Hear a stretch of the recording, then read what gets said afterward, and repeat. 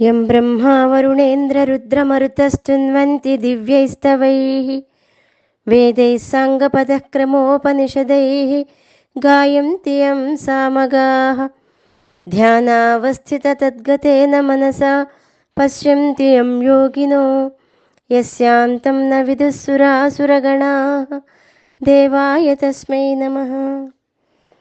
సంజయ ఉవాచ ఏతచ్ఛ్రుత్వా వచనం కేశవస్య కృతాంజలిర్వేపమానః కిరీటీ నమస్కృత్వా భూయ ఏవాహ కృష్ణం సగద్గదం భీతః ప్రణమ్య. శ్రీకృష్ణుడు బోధించేటువంటి సమయానికి భీష్ముడు, ద్రోణుడు, కర్ణుడు మొదలైన వాళ్ళందరూ కూడా జీవించే ఉన్నారు. కానీ వాళ్ళు మరణించినట్లు భగవానుడు అర్జునుడికి ఇక్కడ చెప్పాడు కదా. ఇదేమి ఆశ్చర్యం అని ముందర శ్లోకంలో దాని గురించి తెలుసుకుందాం. ఇప్పుడు సంజయుడు ఆ విషయాన్ని అడుగుతూ ఈ విధంగా చెప్తున్నాడు. అర్జునుడు శ్రీకృష్ణుని యొక్క మాటలను విని వణుకుతున్నటువంటి చేతులు జోడించి శ్రీకృష్ణునికి నమస్కరించి వినమ్రుడై గద్గద స్వరంతో ఈ విధంగా చెప్తున్నాడు. జీవితంలో మనుషులు అనేక చోట్ల అనేక సార్లు క్లేశాలు అంటే దుఃఖాలని, కష్టాలని, ప్రతిబంధకాలని ఎదుర్కోవాల్సి వస్తుంది.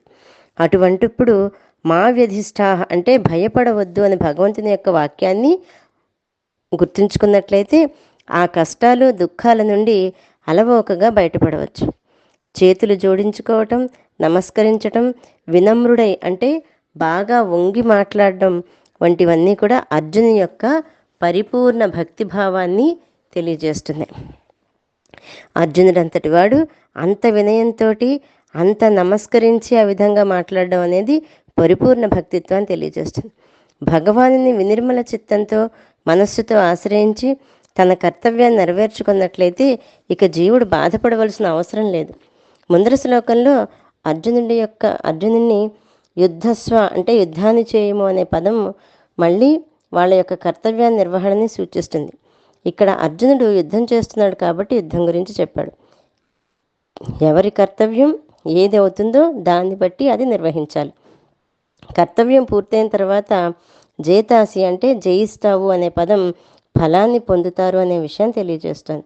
ఈ విధంగా సర్వేశ్వరిని ఆశ్రయించి తన కర్తవ్యాన్ని నెరవేర్చుకునేవాడు ఉత్తమ ఫలితాన్ని తప్పకుండా పొందుతాడు. కనుక అర్జునుని వలె వినమ్రతతో భక్తితో భగవంతుని ఆశ్రయిస్తే ఆ కార్యంలో విజయం తప్పకుండా కలుగుతుంది. జై గురుదత్త.